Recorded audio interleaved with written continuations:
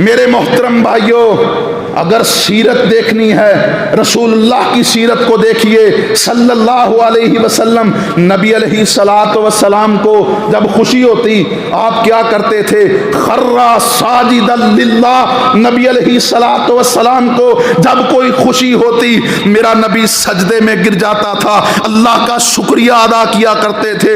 और नबी अलैहिस्सलातु वस्सलाम का ये अमल मौजूद है। आपने सैयदना अली अल मुर्तज़ा रज़ी अल्लाह ताला अन्हो को यमन की तरफ तबलीग के लिए भेजा।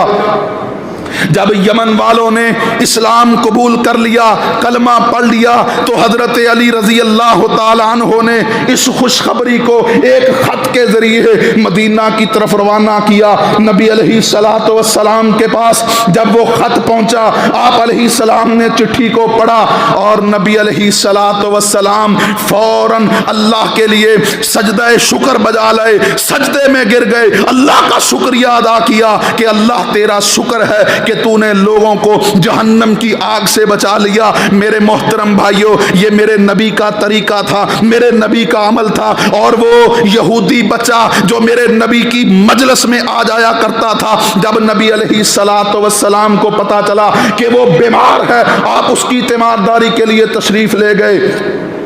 देखा कि वो आखिरी लम्हात में है, उसे कलमे की दावत दी।